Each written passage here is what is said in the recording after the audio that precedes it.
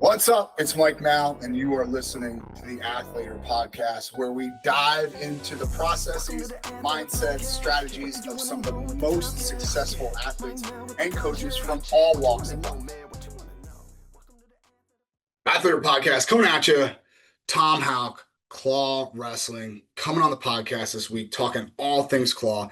The inception that was an idea from him and Bruegel 3 years ago, how it came to fruition last week when they opened up their season, how it's going to come to a culmination in the first Super Duel Thanksgiving weekend, and how it looks moving forward was the most interesting part to me. Plus, he's got some great book recommendations on fan psychology and fan experience. All that and more coming up on the podcast. Don't miss it. Hey, everyone knows that wrestling is 90% mental. We're super excited to have partnered with Wrestling Mindset, the #1 wrestling-specific mindset program in the world. Make sure to sign up at wrestlingmindset.com using promo code Athletor25 for a $500 discount. Stop underperforming and losing to guys that you should beat. Athletor Podcast coming at you. Tom Houck, Claw Wrestling.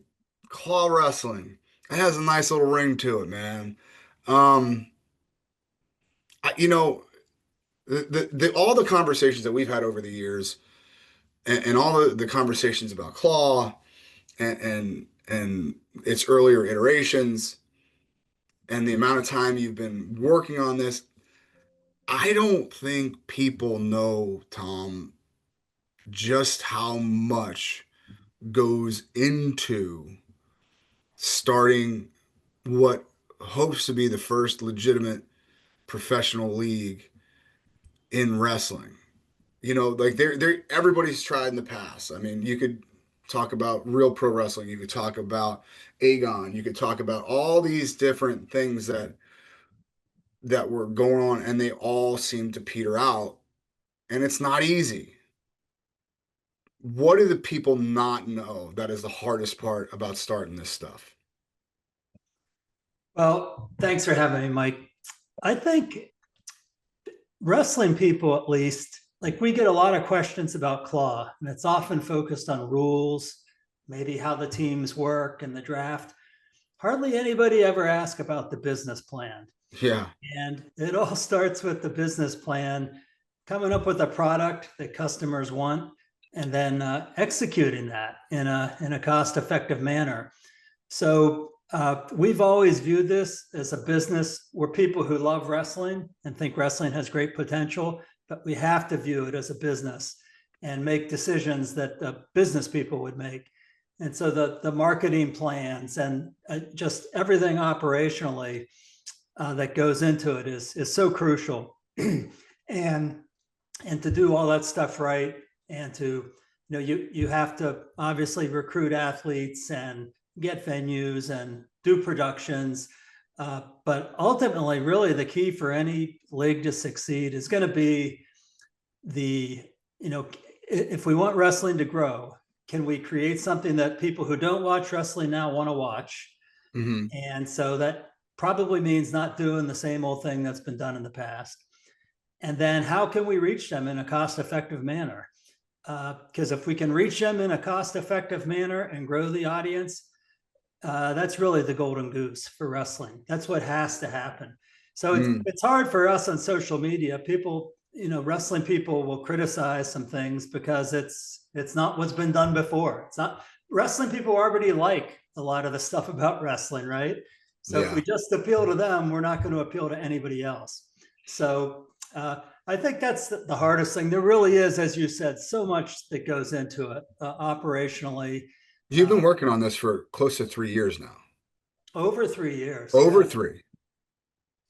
That's wild. Like we had, first event aired a couple days ago. Like 3 years in the making. What goes on in those 3 years that takes so long? Hey, don't go anywhere. It's Mike. We'll get back to the podcast in just a second. We got to pay the bills though. Do you have an athlete that's looking to break into the social media space?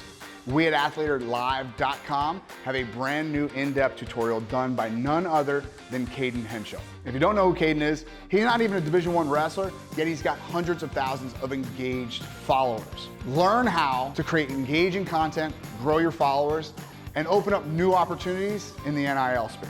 Go to athletorlive.com/Caden and we'll give you the first module completely free. Well, I remember 3 years ago, we were doing a lot of research, and it all started with a lot of research on what fans want, on fan psychology, on other sports leagues, a lot of innovation going on in a lot of different sports. And so we studied all that, read books, interviewed people, watched videos. And one that I remembered was the Premier Lacrosse League. And they did a lot of YouTube videos on how they founded the league. And it took them like 3 years to get going. And at the time, I'm like, 3 years? How could it possibly take that long? And part of it is you don't know what you don't know. And just learning about all the distribution options and fast TV channels and streaming and then all the different marketing and the new ways to market out there, digital marketing, geofencing, and just so many things that like we didn't even think of at the beginning that we needed to learn about and get familiar with and understand. And then just, getting the word out. Even in our draft this past year, after the draft, so many great athletes contacted us and said, we never heard of this before. And they wanted to get in, but it was kind of too late for this year. So, but it just takes, if you're going to do it right, it takes time to be thorough and to be diligent and to do your homework. It's not just, renting a gym and throwing a wrestling mat down and throwing some matches and having a card. That's probably not a good long-term strategy. You say that, and I would, I would tend to agree with you. And I think one of the things that was most attractive to me about Claw was how thorough you guys thought about, you and Bruegel thought about everything. Like everything from the colors of the teams to the level of athlete to the everything. And so here's my question, right? Like all 3 years have kind of funneled into this kind of grand opening weekend or what have you. Where is this stuff stored? Like, is it like, because to me, it's like, I hate disorganization. It drives me crazy. So like, is this all on one big Google Doc? Is this all in like a folder somewhere? Like how do you even keep track of all these things that you guys, all these plates that you're spinning? Well, a lot of it is stored digitally, of course. There's a lot of, well, if I could spin my camera around, you'd see this big, it's like the old mail slots. It has all these, like in the old days when there was like cubbies, right? And it's a different file for every topic. Distribution, production, marketing, game day experience, legal, accounting, on and on. So we've tried to document things and make sure that if one of us got hit by a truck, you don't lose everything. Right. But that's always hard for a small business too. You don't have the staff and the resources, to do something that a large corporation, might be able to afford to do. But it's a great question. And there's, always in the early days of a startup, there's still a lot, that's in people's heads that needs to get down and documented. Even like, we had custom scoreboard software created because our scoring is different and our scoreboard looks a little different. That was created by a group in Sweden. And, how we use that software, I've got to say the software is awesome and they were the only ones that would do it for us. So we're very grateful for that, but it's not intuitive on how you do it. So Right. documenting what we need to do to enter matches into a dual meet and how you keep score so that somebody could pick it up. Same way with our new Claw Total Access website, making these user manuals and guides so that people can step in. So we're not perfect in with regard to your question yet, but certainly something we're working on. Okay, you mentioned that if we're going to bring in new people, we need to not roll out the same product that we've had for X amount of years.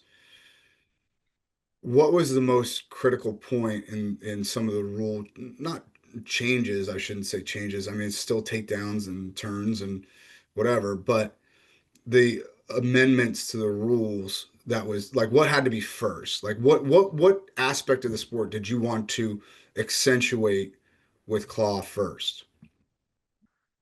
I mean, we've always thought, wrestling can be as exciting as any other sport out there at times. Big moments in matches, big pins, when two guys go upper body and you don't know who's going to get tossed. The problem was we felt like that didn't happen enough. There was too many slow parts, too many boring parts. And if you talk to people who don't watch wrestling, they'll tell you that right away. It's boring, it's awkward, people laying on top of each other. And if you talk to kids, I used to go around to schools, dozens and dozens of schools promoting wrestling, and they call singlets onesies. Right. And two guys in onesies laying on top of each other and they're not doing anything. Somebody was just telling me yesterday, they're a big UFC fan, and I guess there was a recent fight and they got down on the ground for a while and the crowd started booing, because they think it was boring, when they're down on the floor. And so we started off like, we know wrestling can be awesome to watch. We also know it can be boring to watch. How do we get more of the good stuff, and less of the boring, bad, or confusing stuff? And the other thing we actually did even before that is we spent a lot of time studying fan psychology. What do they want? What makes a great spectator sport? What do people like to see? What engages them? What do they not like to see? And so we kind of came up with this list of factors that affect the viewing experience. And then as we started working on wrestling rules, we had that next to us at all times. So does it do more of the good things? Does it do less of the things? So like, as like one example, and this is obvious when you say it, but there's really kind of two types of sports: continuous action sports and fragmented action sports. So the fragmented is there's a play and it stops. There's a play and it stops. There's a pitch in baseball, and then there's a little break before the next pitch. There's a play in football, they stop. Versus soccer or basketball or hockey, where it's pretty much continuous, going back and forth. And that's kind of how wrestling is. They might go off the mat, the period might end, but for the most part, the clock's running, and you don't do something and then stop. And so it's really interesting. The fragmented action sports have a very different viewing experience and allow you to creates what we call situational diversity. 1st and 10 is different than 3rd and 1. Playing in the red zone is different than being at the 50-yard line. Runners on 2nd and 3rd with nobody out in the bottom of the 7th when you're down by 1 run is different than runners on 2nd and 3rd in the 2nd inning. Every situation is different, and makes it really interesting. It's why baseball, which is a pretty slow sport, most people would say, is so interesting to people. I love baseball, but I love that strategy and the thinking and the different situations. And so that was as one example, one of the things we wanted to have more of in wrestling. Because there's not a lot of strategy like in a folk style or freestyle match from a fan perspective. Do you choose top or bottom, when you have the choice? That was pretty much it. So we looked at those factors that we always had next to us and said, how can we get more of the stuff that people like? People like close matches, right? People like comebacks. How can we get more of that, but still do it in a fair way? And if you look at some of our rules, every rule that we made was based with these factors listed next to us. And then also from feedback from fans, wrestling fans and non-wrestling fans. What do they like? What do they not like? So that's sort of a okay, long so I'm rambling curious. answer. So I live in a bubble of wrestling. Like I don't talk, I mean, my doctor wrestled, my lawyer wrestled. I don't like there's not a person in my life that didn't wrestle. So I'd be curious to know what non-wrestling people liked the most about it. With respect to claw rules, claw Or style? any, or so like obviously you didn't have claw rules to present to them immediately, right? But then I actually showed you sent me a copy of the first airing, and I showed it to my best friend's wife. Like, sit down, tell me what you like. So I'll get to that in a minute, but what did from the original, freestyle or folk style rules or matches to claw, what did you find that people were drawn to? Well, obviously people like action and scoring. And so that's what, we quickly noticed that in a lot of matches, there's not a lot going on at the beginning of a period because there's no urgency. In fact, sometimes there's not a lot going on until the end, because keep it close and win it at the end, especially if you feel maybe you're a little inferior, kill the clock, keep it close, try to win it at the end. And just terrible from a fan perspective who wants action and scoring. So that's why we came up with the quick score bonus. If you score in the first 10 seconds of any round, you get an extra point. That's why we said you have to win the round, so that each round is like a mini match. And if you don't win those rounds, doesn't matter what the final score is. You can't throw somebody on their back in the first period, get a big lead and coast. That's not going to work in claw. And that happens a lot in matches. But so we sort of put in the package together and sort of what we kind of thought. We interviewed people, the whole idea for pylons came from a person that said, wouldn't it be cool if there was another way for the bottom person to score? And we're like, but how? Right. You don't get broken down, you get a point or something. And that didn't seem to work. And then separately, we're talking about push outs and from neutral, but there's like nothing like that on the mat. You can sort of run a guy off a mat on top, but that's fine. You can't flee on bottom, right. But what if you could push him out from top? And anyway, without going into the long history, because the pylons have evolved over a long period of time and testing, tweaking, but eventually that led to another way for the bottom person and top person to score with the pylons. But so we started putting this together ourselves and then showing it to people, non-wrestling people. And interestingly, the pylons right away with non-wrestling fans is, I would say, overwhelmingly their favorite thing, because they can understand it. You knock down a pylon, you get a point. What's a takedown? So, right. Yeah. AJ Shop posted about, he wasn't happy with the takedown call in his match. And but a pylon, you either knock it down or you don't. Right. We had one sports media person tell us that you need more pylons more often. In fact, overtime should be you put a pylon at one end of the mat and the two guys start at the other, and whoever gets it first wins. And we're like, we want this to be wrestling. We don't want it to be the pylon bowl. And so we've always been trying to find that right balance with the pylons, and we think we have now. Yeah. But things like that, things that they can quickly understand quickly. Somebody said to us once, if you're in a big arena and in one corner there's a fist fight, in the other corner they're playing basketball, in another corner they're doing some version of soccer, and in another corner they're doing some other mainstream sport, what are people gonna watch? Fist fight every time. Fist fight every time. So there is this balance though between simplicity. Like some people will say the simpler the better, it's got to be simple, but if it's too simple and there's not enough scoring, it's boring. But on the other end of the spectrum, if it's too complicated and too confusing, it's complicated and confusing. So trying to find that balance of where there's enough ways to score and there's enough things to do to make it interesting, but that you don't confuse people. Now, I will say that, the announcing and the graphics and the way that you explain it, is crucial.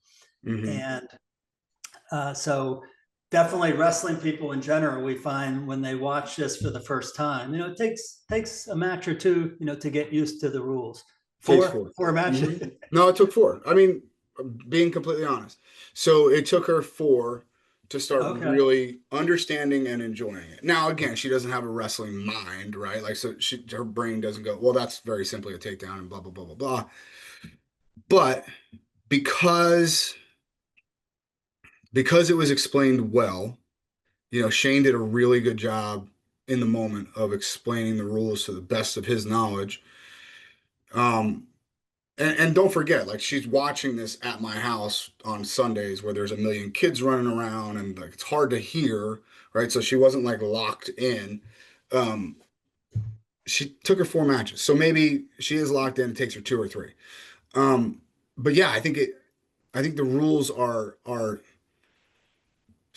I never really thought about creating strategy, right? Like imposing more strategy in the sport, because that's really interesting. I just never thought about that. But it's very obvious once you said that's exactly what you were trying to do. Now you take that and add in a team element and it becomes more, has more gravity, right? Was it ever talked about between you and Bruegel of maybe just having this an individual thing, or was this always going to be teams? Always teams. So many people think dual meets are the way to go, and that we've kind of lost that a lot in wrestling, especially at like high school level and stuff. Sure. Dual meets when I grew up between 2 schools were incredible in central Pennsylvania. And it always gives you, it also, if it's going to be cards, you have to have big names, and people have to care about those big names. If it's a dual meet, though, it doesn't matter if you care about the team. And that's our challenge, is we hope that people will embrace the team for whatever reason and care about the team and become lifelong fans, of that team. But once you have your team, it doesn't really matter who's wrestling. If the guy at 145 pounds isn't that well known, it doesn't matter, because he's part of your team. It's like in baseball when they bring up some guy from the minors and he's up in the bottom of the 9th with the game on the line. It doesn't matter if he's a star or not. You're rooting for him, right? Yeah. So we really like teams. It makes every match important because it affects the team score. If you care about the team, you care about, in our case, all 7 matches and all 7 results. And so, yes, it was always teams for us. And then teams allow you to have a draft, allow you to have free agency, we want to engage fans in the off season. We haven't talked about it a lot publicly, but our system for managing rosters for the GMs is like super, super cool. Nothing like it has ever been done, to the best of our knowledge. It allows you to sort of engage in the off season like fans do with the salary cap in the NFL, but nobody really understands the salary cap. They will understand this and understand and be able to debate and analyze the moves that GMs are making.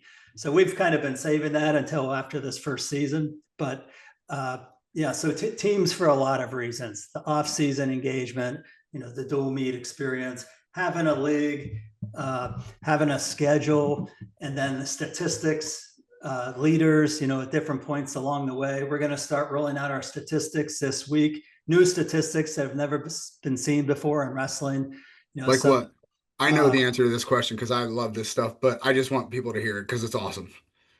Yeah. So like one simple example is attack rate. So we literally, after the matches, watch the film of every match and count up the time. Eventually, we're going to have AI do this hopefully next year. But in year 1, it's all been done manually. Studying the film, finding how many seconds they have the opportunity to attack in neutral.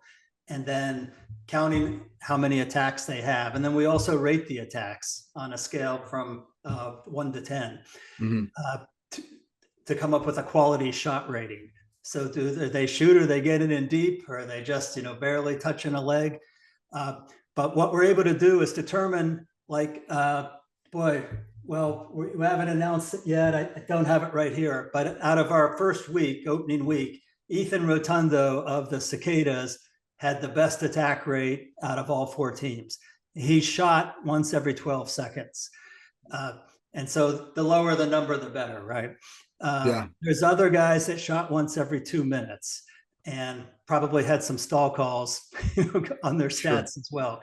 But attack rate, quality shot rate, we have similar statistics for top wrestling and how many points you score from top, how many points you score from bottom, how long it takes you to do that, how many turns you get, what's your turn rate. And then we can rank the wrestlers, on their team. We can rank them against everybody in their weight. We can rank them in their division. We can rank them for the whole league. We've literally come up with like hundreds of new statistical rankings, instead of that are going to live on your website. They'll be on the website. Yes. It's so important to me.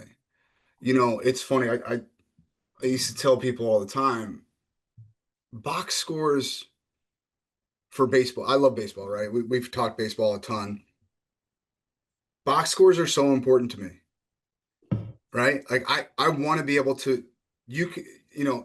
I'll watch the Yankee game, but I'm not watching your Pirates. In fact, I'm pretty sure you didn't watch your Pirates this year. But the point that I'm trying to make, though, is I'm not going to watch every single game in the MLB. But I will look at the box scores, and it can tell me a fairly good story of that game. This inning, this guy hit a single, this guy hit a double, whatever. It can tell me a story, even if I don't watch the whole thing. And that's keeping me engaged in the rest of the league. It's something that has been completely lost in wrestling. Like we missed the mark on it completely. And you can't go back and do 100 years of backlog. I guess you could, but it would take a whole lot of money and a whole lot of people to do 100 years of backlogging every single statistic in our sport. And where would you start? Would you start at the senior level? Because to be honest, nobody really watches that anyway. And there wasn't very good footage of it. Do you start at the NCAA level? Oh, well, okay, fine. But they didn't start putting all those matches online until, very recently. So we missed it. We missed it in wrestling. And this to me is one of the most exciting parts about Claw. It's having something that you can talk about outside of the actual competition.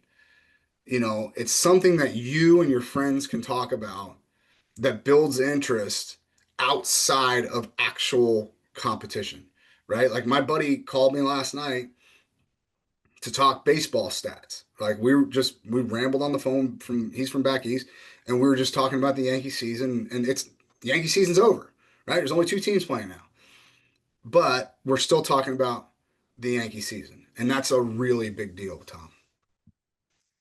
Yeah, and baseball is such a great example because it is a slower sport, but you'll see all these statistics that they have. Yeah. This guy's hitting 367 on Saturday afternoon since July 27th against lefties. It's like, where that seems pretty specific, right? But so during the experience itself, engaging fans during slower parts, and then yes, conversations, and it's a reason to tune in. Is the guy that you want, going to win the home run title? Is he leading the league in average? What is he tonight? He's 2 for 3 tonight, so he's still batting over 300. All that kind of stuff. So yeah, we've been the biggest thing for wrestling for us in these statistics is literally finding out how many seconds they're on top, how many they're on bottom. Not how many are they just in neutral, but are they in neutral and they have the opportunity to do something? Because if you shoot in on me and you're shooting on a single and I'm whizzering and I'm countering, it's not really fair, to say I'm not attacking because I'm defending in that case. Sure. So Sure. we actually analyze how many seconds we call attack opportunities and non-attack opportunities. And then all our statistics and how many shots they take and all that are based, go into those calculations. So it's pretty cool. We know some people are stat junkies, and I'm one, and some people don't care as much about it. But ultimately, we have to engage fans, and we engage fans, through a better, more exciting product, through statistics, through fantasy leagues. We created, I think, the first ever salary cap fantasy league for wrestling. We're paying a grand prize of $1,000 this year to the winner of it on Wrestle Madness. They also do the pick'ems for duels, and ultimately betting as well. We're approved for betting, but we just felt like this first year there wasn't enough data, and we didn't have enough resources to make that happen in year one. But for year two, that's definitely on the agenda, so that people can place prop bets and bet on the matches, which obviously with young people, that's huge. Yeah. My sons who are 20, 24 in that age range, it's all their friends. It's like NFL all day Sunday. They're watching every game, doing their prop bets and parlays, and it's incredible. They don't necessarily even care about a team, but they're watching everything because of fantasy and betting. So that's awesome. Okay. So we started, first things first. Let's make sure and plug the event in Pittsburgh, November 29th, I think. I got my flight. Don't worry about it. I'm booked solid in November. But yeah, so let's go ahead and plug the event so we can get some people at the venue. Because, oh, by the way, someone did ask me,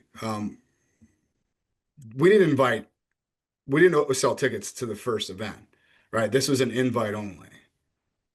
Yep.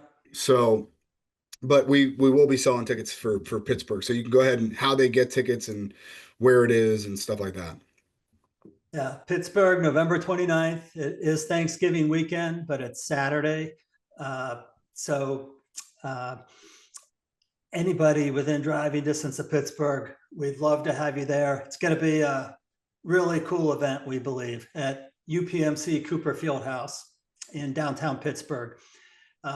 Great facility. Seats around 3,000 people. So it's a nice, intimate arena, but refurbished a couple years ago. Huge video boards, club boxes.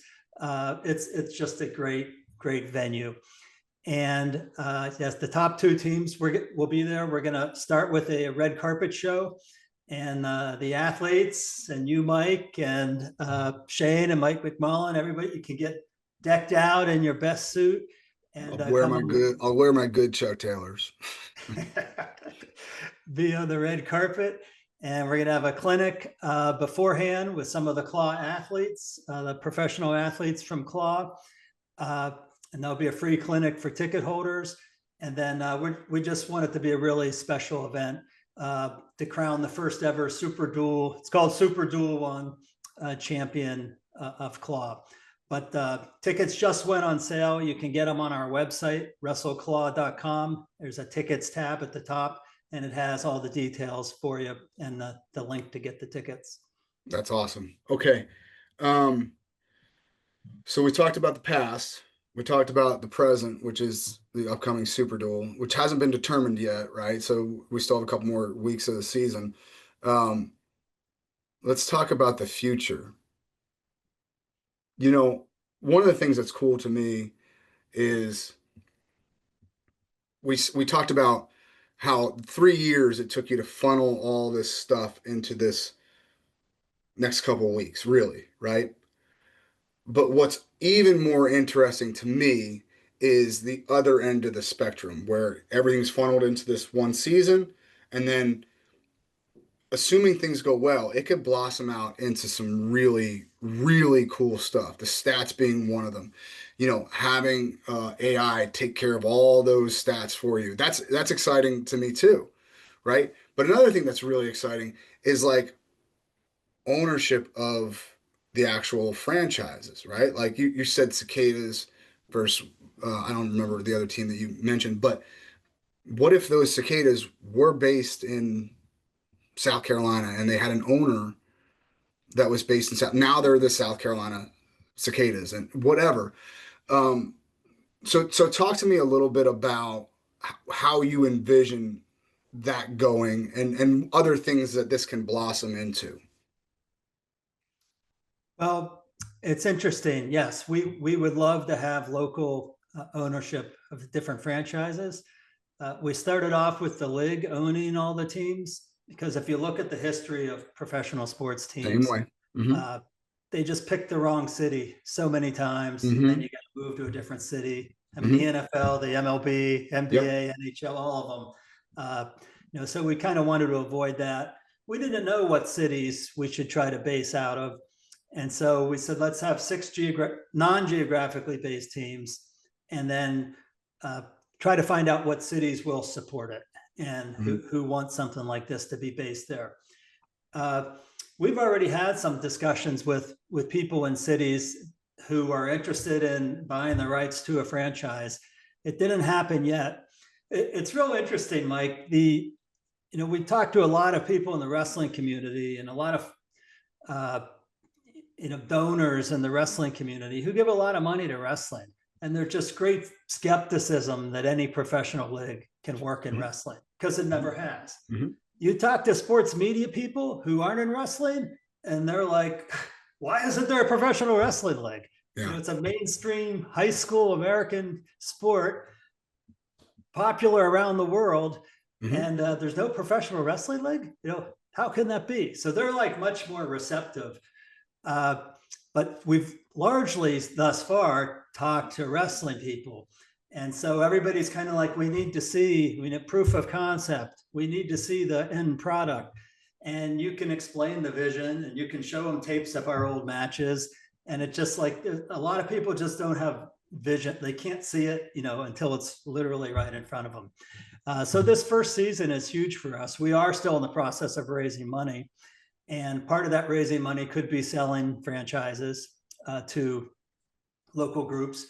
And that's important because we didn't want to go into a city ourselves because we think, the grassroots support is critical. Local sponsors, local ticket sales. We want people in the community invested in, if it was the South Carolina Cicadas, we want them to take ownership of it and build it so that we can work on expanding and improving the league in other ways. So we're hoping that maybe this next year, after this first season's done, there'll be 2 local franchises started up. And if not, we'll just continue what we're doing. But our plan was always to go on tour, sort of like, the professional bull riders, they go on tour all around the country. And so that was our original plan. And then we decided, well, let's not worry about trying to put butts in seats all over the place just yet. Let's get started and show the world what we have first. So that was kind of, except for Super Duel 1, that was the plan for this year. But we hope to do that. We hope to expand the number of teams, certainly the schedule. Next year, the plan is for all the teams to wrestle each other once in the regular season. So more dual meets per team, and then go from there. Well, hold on. I might be asking the wrong partner because Bruegel is more the dreamer, right? He's the what if guy. I want to know, like, big picture, how do you see this? Like, how many teams do you envision? How many dates? How long is the season? Like, what, like, in your perfect world, 5, 7, 10 years from now, how do you see this taking place? Well, you have to have, like, if 5 years from now we had like 8 teams and, they're all wrestling each other once, maybe it's a 7 dual meet season. I think that would be great. And if it's more than that, because obviously the more teams you have, the more watered down the talent get, and Sure. the more matches there are, the more production cost. It's all sort of an economic thing. Like, That's why I said I was asking the wrong partner.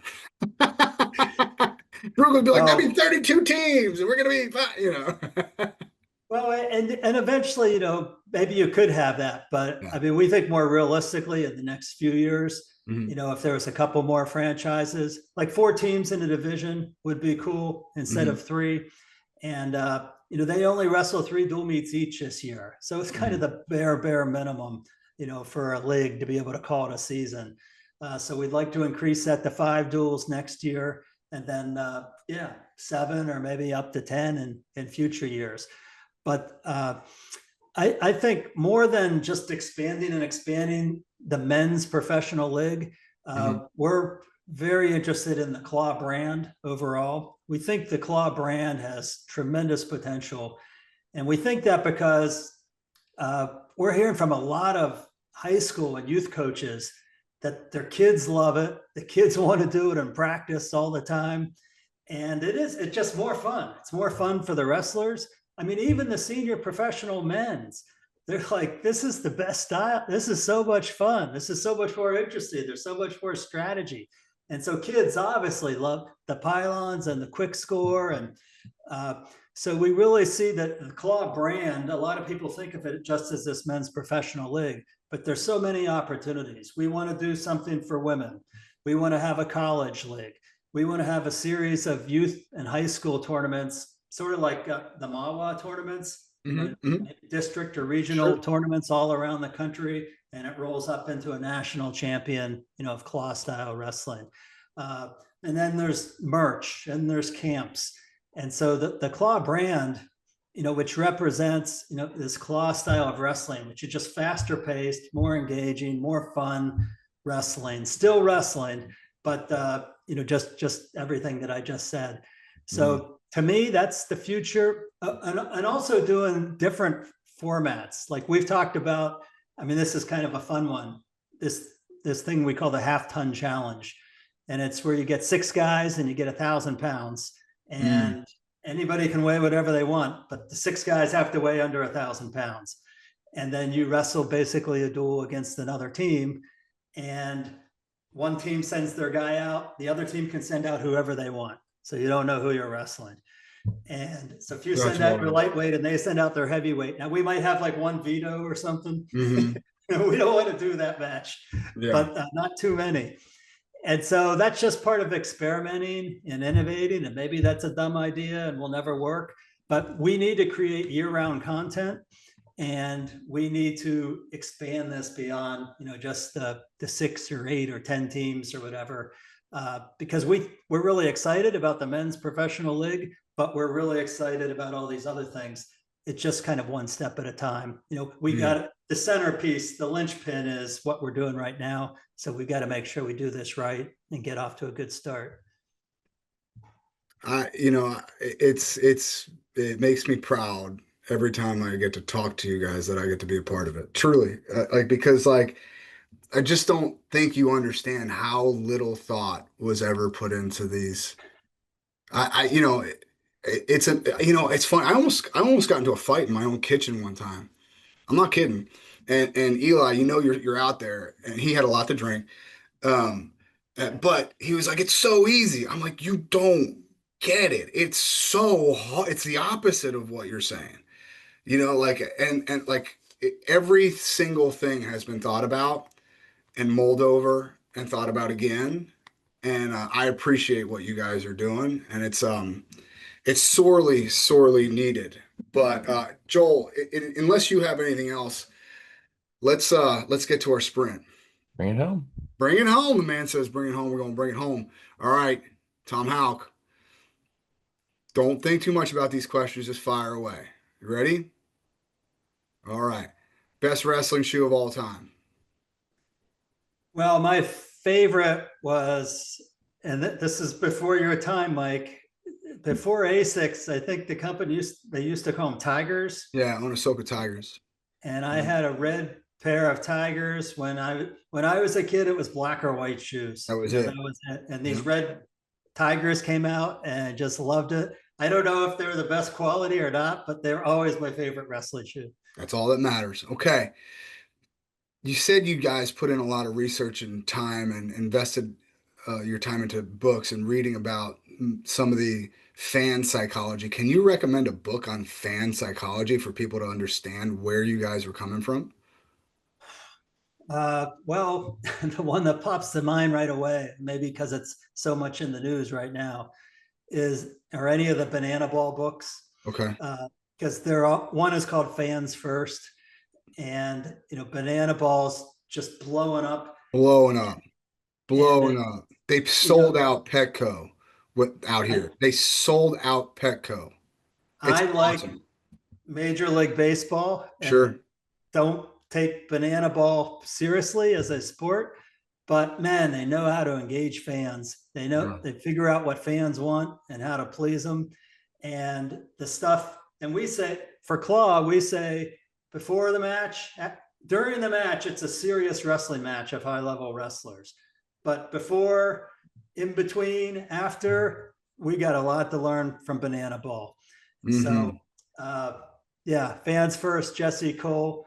That's a good, it's not necessarily fan psychology exactly, but the whole book is about, how you please fans and, what fans want. Yeah. Yeah. You want to talk about getting fans engaged. They're part of the game. They can catch, if they catch the ball, and Joel, did you know this? If a fan catches a ball, like in his seat, the guy's out. If they catch it on a fly. Like you're engaged. You better bring a glove, dude. Like, it's awesome. I agree. That's a lot of fun. Okay. You only get 4. They got to be American.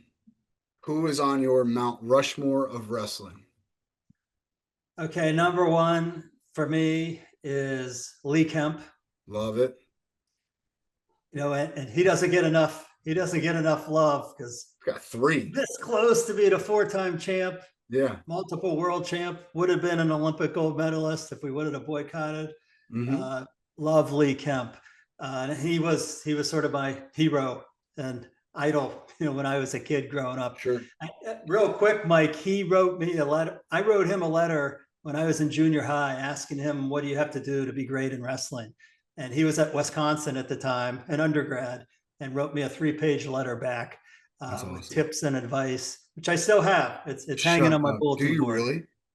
Yeah. I've had it on my bulletin board for 40 years. That's awesome. Yeah. So that was really cool. So Lee Kemp. And then I think, I've heard your other guests, mention names, and I'm always amazed when Cale Sanderson and Dan Gable are not mentioned. But definitely those 2. Fair enough. And then the 4th is the tougher one for me. A couple people on the bubble, but I'd have to go with John Smith. That's a great list. Great list. I don't know that Kemp would have done very well in claw wrestling, though. How about that? I don't know if he would have done it. You know what? Couldn't score on him. But, unless he was, yeah, it was, I hear what you're saying. That's a great list. Okay. You have a magic wand. And I think I know where you're going with this, but I got to ask anyway. You have a magic wand and one thing changes about the sport of wrestling and it changes immediately. What would it be? We have to have a successful, thriving professional league. It's so important for so many reasons. Everybody in wrestling has to have their hands out asking for money for donors. It's not a revenue generating sport. And that's a problem. We need an economic engine, a flywheel that creates revenue. I mean, look at what the NFL and MLB can do for youth sports programs and for schools. And so we need that. And we also need it to inspire kids. We need more boys and girls to wrestle and get the benefits of wrestling. And if there's a easy to follow professional league that caught their interest and attention, and that would help get more kids to wrestle. It's important to have heroes and idols like I had Lee Kemp and to look up to. So I think a professional sport, because of the money it can generate and give back to the sport and the impact on kids, would be definitely the one thing. That's a great answer, brother. Okay, Tom Houck, thank you so much. One more time, it's WrestleClaw.com. Go there for tickets. Come out to Pittsburgh. Go watch Super Duel 1. Thank you very much for coming on and spending some time with us, brother. Mike, thanks so much, and thank you for being part of Claw. We love you, appreciate everything you're doing. All right, man. We'll talk to y'all soon. Wait, don't go anywhere before you hit that next button. If you enjoyed listening to this episode, do us a huge favor. Click that subscribe button. And if you're so inclined, leave a review and share it.